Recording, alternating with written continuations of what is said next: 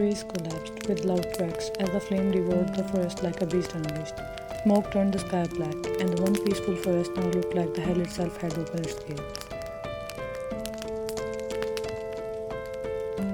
Little Wang Lion, no older than 10, sat in the middle of it, shaking, bleeding, and howling like a wounded animal while clutching what was left of her world.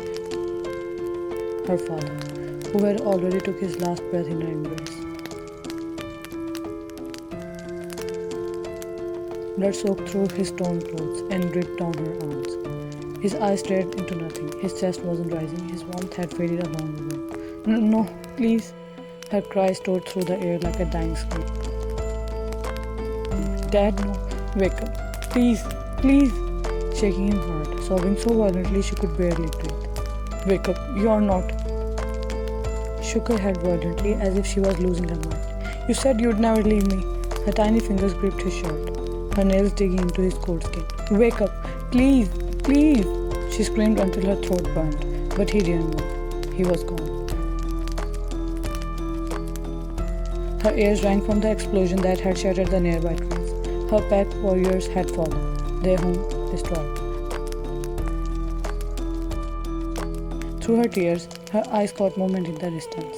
Wolves, dark, fast, retreating from the fire, most likely the one they had set themselves. At the front, a big wolf with black fur turned briefly, just for a second, just long enough. Jeon Jungkook.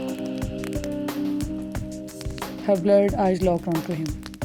Even young, he stood tall, commanding, leading, unbothered by the blood behind him. The blood that would stain his name whether he deserved it or not.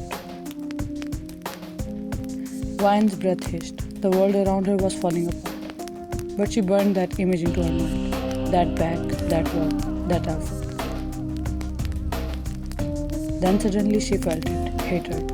Pure, blinding, soul-destroying hatred surged through her like lightning.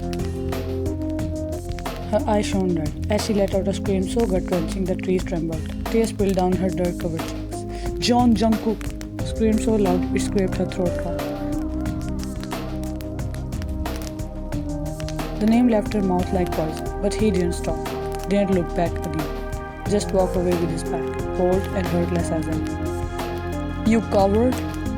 She shrieked, voice tapping into something almost inhuman. You ended him. You ended my father. Looked around in disbelief and whispered, You burned everything. Her voice cracked, wild and shaking, her face twisted with rage and grief. I will never forget your face. Never! She cradled her father tighter, rocking back and forth, holding him like she could force life back into his chest as ash rained above him like snow. One day, I'll come for you. I swear I'll tear your pack apart like you tore mine. I'll burn your people down to the bone.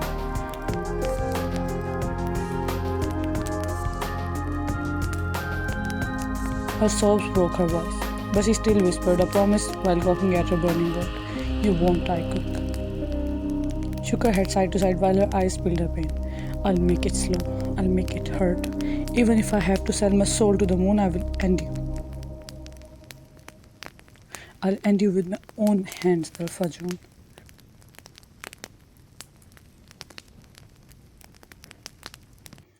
"11 years later. Forest went quiet and wind held its breath. As now 25 years old Alpha, Jeon Jungkook walked ahead, flanked by two shadows, his cousins, his betas, the only ones allowed to joke near him and live to tell about it. Right at that moment, they were patrolling the area they claimed 11 years ago after several wars with rival packs.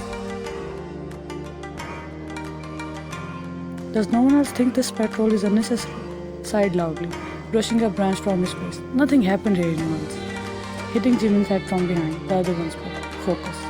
Jimin pouted dramatically, scratching his head like he hadn't ripped the enemy Alpha in half last month with his bare hands, as if he was some poor bullet cub instead of a full-grown nightmare.